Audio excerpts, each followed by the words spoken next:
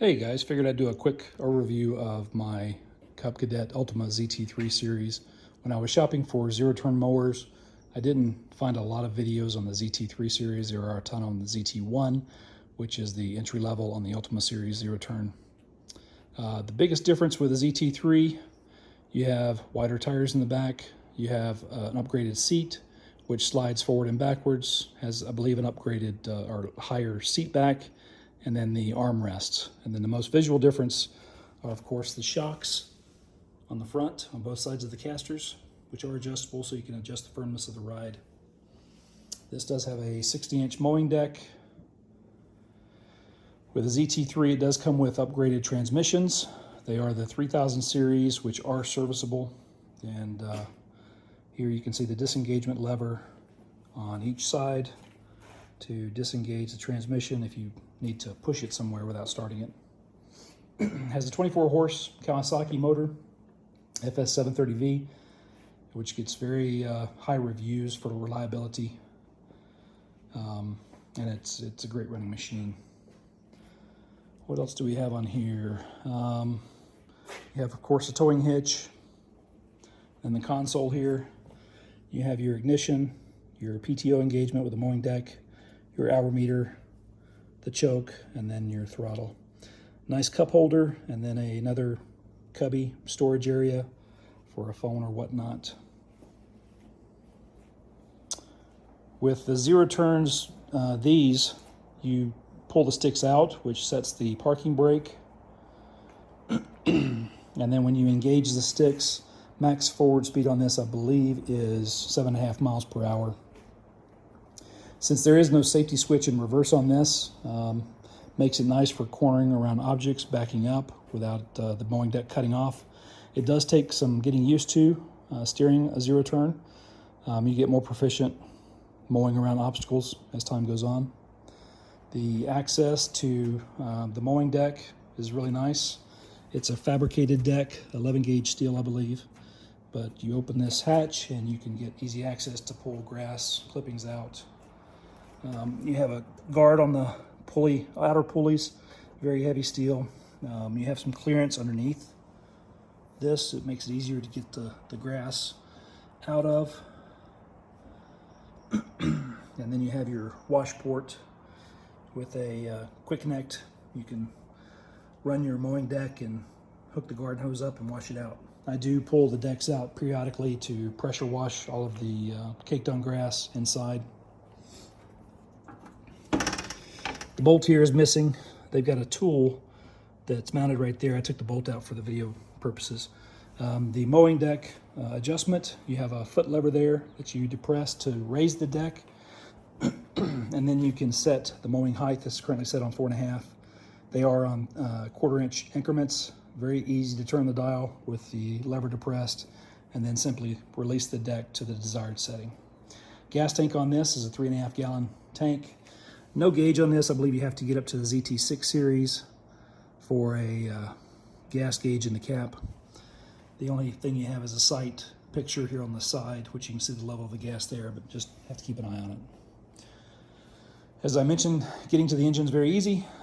You've got a oil drain port right there. Just simply drop your pan, uncork it, change your oil. Air filters under this cover, very easy to get to. The canopy, which I'll go over in a minute, has some release clips here that this curb bar pulls out so you can raise the seat, get easy access to the battery, the starter solenoid, the electronics.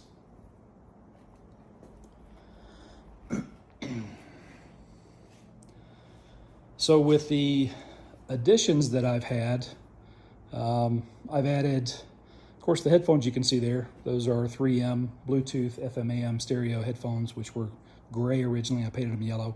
If you're in Walmart, it's the Marigold yellow spray can. Of course, the canopy, which is the obvious addition. This is made for a traditional front motor lawnmower. It is made for a Cub Cadet. It does have the Cub Cadet tag on the back. It mounts to the front bolt on the seat rail.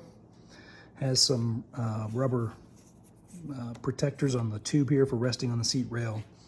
And then of course I added some pipe insulation because this does rest on the motor. Didn't want to scratch that, but it's pretty firm. I'm not sure what these forks are for, but we'll figure out a use for them. Trash collection or something, just to keep, have to make sure to keep the airflow clear. As I mentioned, the seat is adjustable. I did add a track seat suspension system to this. As you take a look under here, there are spacer washers that I had to add for the safety switch.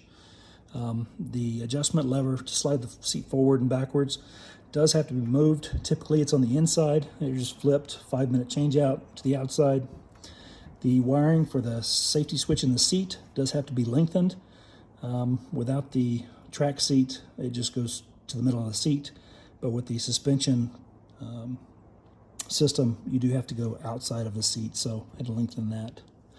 You can adjust the suspension softer or firmer, depending on your weight. I would say that's the best addition I've made to this mower. It makes it a super soft ride as you're going over obstacles. The other thing I've added, which I add to all my mowers, is the bungee cord.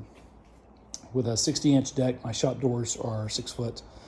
So I simply just pull the bungee to raise the chute to get in and out. And then if you're in deep or tall grass, pulling the chute up allows the mower to not bog down as much. Just makes it easier. So I've also added some LED lights, which I'll turn on here. I've got the switch that I mounted in the console. Has a light that comes on with the ignition, and then turn the lights on. 2 amber lights and 2 red lights, one on each side. You can see the ambers flashing there. And then 2 red lights.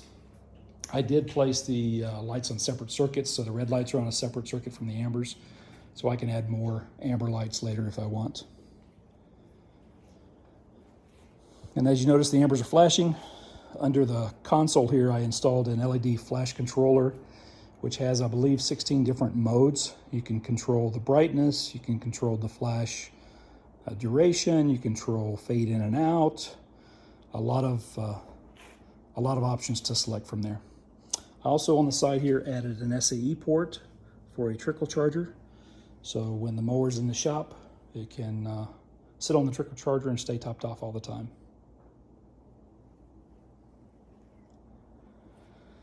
On the trailer hitch here, I added a magnetic pin, which you can see the magnet there. It is surprisingly strong.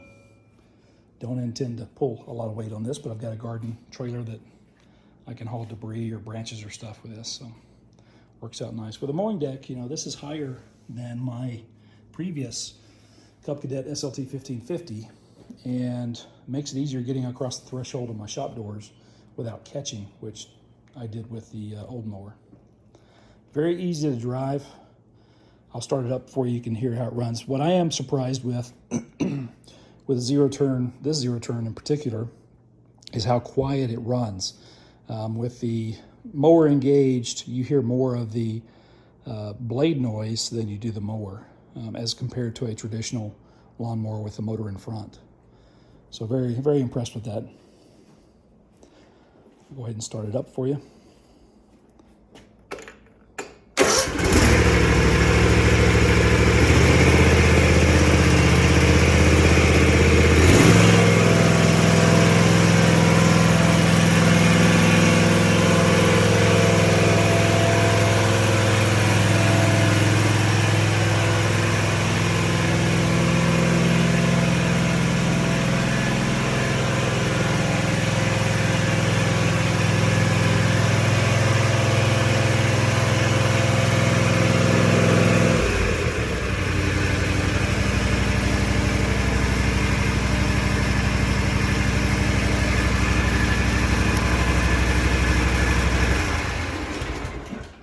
A shout out to Outdoor Energy LLC, which is where I purchased this mower from in Wayne City, Illinois.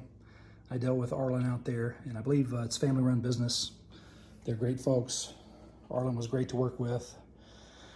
This mower had 50 hours on it when I purchased it, so it wasn't brand new, it was used. Walked out the door about $32.50 on price. These retail for around $5,000 brand new, so I thought that was a great deal. As I said, it's my first zero-turn mower. Very happy with it. Drives great. Makes very quick work of mowing with a larger deck. Handles well. With hills, steep hills, you do have to mow up and down rather than side to side like you would on a traditional mower. So it does take some getting used to.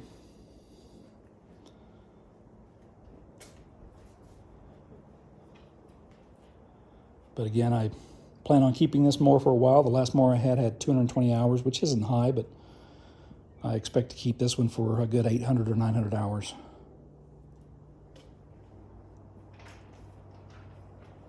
All right, thanks, folks.